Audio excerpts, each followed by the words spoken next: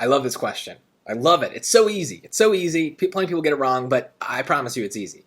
And the reason I know it's easy is that they're asking me for something very vague, right? The change in price of $10.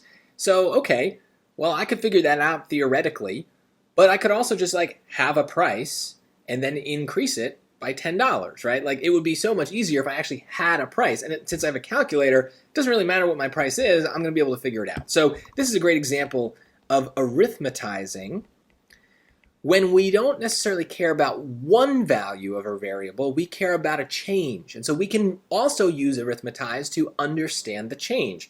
So let's start with the simplest thing. And first of all, I should be clear, we're looking for the product supplied, so we're looking at the first equation. They tell us that in the instructions. So what's a good price? Well, how about 0, right? It's free, okay?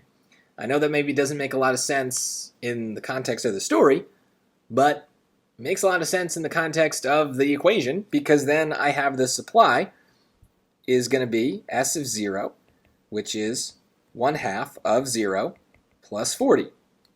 So my supply value is $40. Okay, now I need to see what happens. How does it change when, let's just follow instructions here, it's increased by $10. So if it goes from $0 and we're going to increase it by 10, it's going to now be $10. So now we're putting 10 in for P. 1/2 of 10 plus 40. Well, 1/2 of 10 is 5, and 5 plus 40 is 45. So it went from $40 to $45. What is that? That's an increase of 5 units, $5, or 5, I guess it's a supply, so there you go. So yeah, these aren't dollars. I guess I messed up the units, but here you go. It's a supply. But doesn't matter. The point is 40 to 45 is 5, and there you go. You can't really argue with that, and that's why arithmetize is so great, is we don't need to think conceptually. We don't need to think about every single situation. We can just find a specific situation that we test, see what happens, let the numbers do the thinking for us.